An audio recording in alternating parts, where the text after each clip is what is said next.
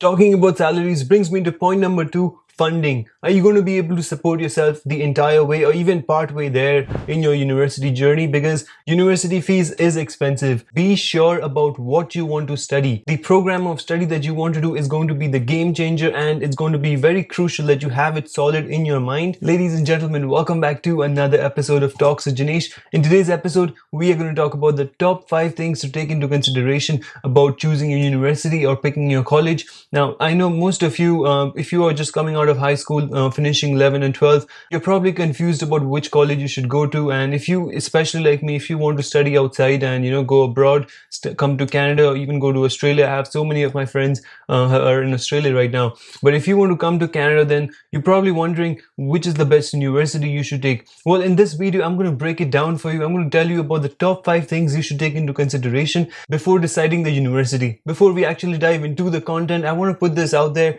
Most of you know that I have been working on developing a course for you guys, and in this course, what I have in mind is to put all the information about visa process, choosing university, everything in details, and give it to you on a silver platter. So all you have to do is consume the course, consume the materials in it, and that basically picks you up from your home country and lands you here in Canada. So that was the idea behind the course. The course is now complete and I'm hoping to launch it as soon as possible, say early September. That's what I've had in mind. And this course is basically going to go in depth about what you should do immediately after your high school. Now, if you are a master's student, if you have already finished your bachelor's in your home country, then this course is also for you, because I also have a separate section in which I talk about master's application, the application process, fees, and lots of materials for master's students as well. After a lot of thinking and endless conversations with family and friends, I have come to the conclusion for the pricing of the course. The price of the course is going to be free. Yes. So the course, I'm not going to be charging even 1 cent for the course. It's absolutely free. And what's even better is I'm going to put out all the materials for the course in this channel as well, bit by bit, as every 2 days the schedule is that I put out a new video. So in this format, I'm going to release all of the videos one by one, and so giving you a lot of value, and this is all going to be for free. However, in order to continue supporting myself and in order to continue doing what I do, I have also included one more additional feature where you can talk to me. If you have a few questions, even after you've been watching the videos, if you still want some help and you want to talk to me, you can do that. I'm going to tell you how you can do that, but through this, I'm going to be able to answer all of your questions. And what's even better is I have included a 3-month mentorship program. So if you go for that, then I will guide you and advise you for a period of 3 months from your start date. And this is not whereas 1 hour daily, 1 hour weekly. It's not like that. It's basically anytime you have questions, you simply pick up your phone and send me a text. You will also get my personal phone number if you go with the 3-month mentorship program.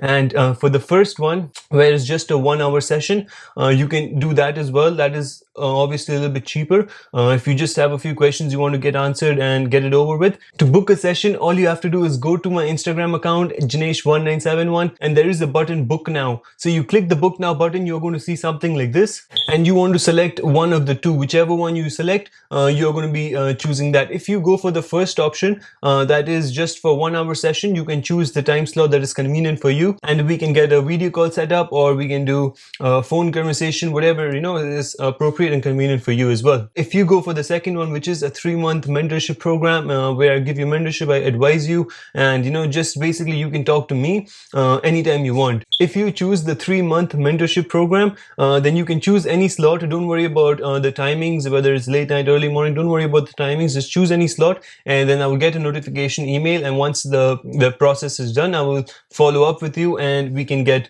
started. Keep in mind, this is only for people who can afford the service, and this is not free. If you are limited on budget right now, I advise you to continue searching on Google. There are tons of resources. If you have the time, then you can might as well spend it on Google. Continue researching and stuff. There's always much to learn if you do your own research. However, if you can afford it, then I highly recommend you go to either one of these two options. And so we can get connected. I look forward to speaking to you. Okay, so let's talk about the universities now. The number one point that you absolutely need to take into consideration is be sure about what you want to study. The program of study that you want to do is going to be the game changer, and it's going to be very crucial that you have it solid in your mind. You are going to spend 3 to 6 years studying the course, whatever it is. If you're doing say computer science, if you're doing business, whatever you are studying, you're going to spend 3 to 6 years of studying just that degree, and after that you're going to spend another 40 to 50 years working in the field of study. If you have doubts about your interest and you're not really sure what you want to do, that is fine as well. Most universities here in your first year, what they do is allow you to do Bachelor of Science. If you know that you want to do something in science, then you can go ahead and do Bachelor of Science, and then later on at the end of a first year go for a specific major.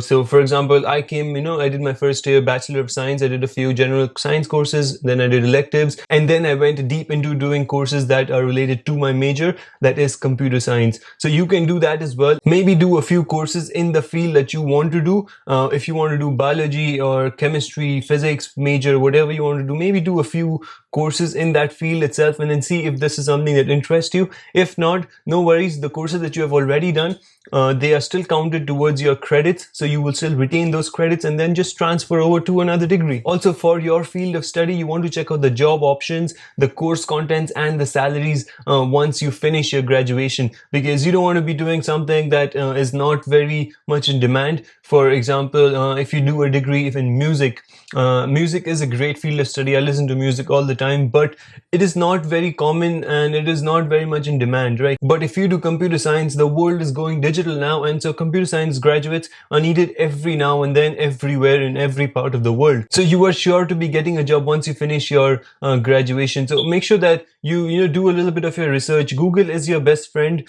in terms of telling you the job salaries and how much scope is there when you finish your graduation. Talking about salaries brings me to point number 2, funding. Are you going to be able to support yourself the entire way or even part way there in your university journey? Because university fees is expensive. Come on, let's face it, international student fees is extremely high, and the hard truth is not all of us can afford it, including myself. And so that is why you need to take into consideration your budget, and then according to your budget, you want to find a university that fits it. The fees for Bachelor of Computer Science in the University of Toronto is $56,000 for 1 year. And then you do a 4-year degree, it'll be around $224,000. So you see how expensive it is. Now there are workarounds around this. If you don't want to do a bachelor's degree, that's fine. You can do something that is shorter in length. For example, a 1 or 2 years diploma or a certificate course that is going to be very cheap and that is going to be done quicker. So you will save a lot of time and money. However, there are pros and cons to this as well. I have already made a separate video in which I talk about whether you should choose a degree or a diploma or a certificate.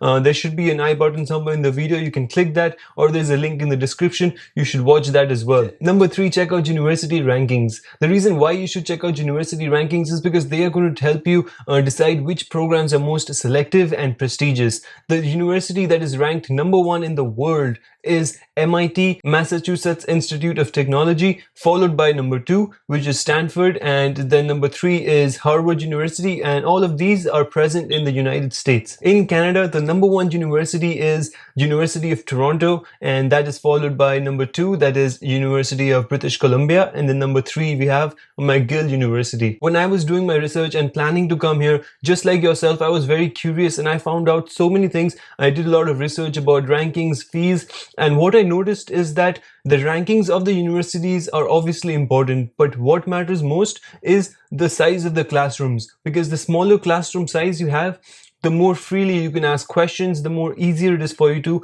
understand the topics. But now in university, you are a grown-up adult and you are expected to study more at home and come only to class for maybe more further clarification and just, absorb the lecture materials that the professor gives you. And most of the studying is done by you at your own home. Number 4, you want to check out what the university library is like. This is just a personal thing, but I find that most of the students who I know and who I've been friends with, who I've spoken to, they tell me the same thing, that university libraries is a key component to the university. So do a little research about the university's library that you want to attend, because this is going to be a game changer, and this is the place that you are going to spend maximum of your time in. You want to make sure that your library is equipped with the basic facilities, that is the silent room, and plenty of silent rooms, in fact, not just one, because if there's just one silent room, it can get filled up pretty quickly, right? So you want to make sure that they have plenty of silent rooms. And silent room, by the way, means silent, so there is no sound at all.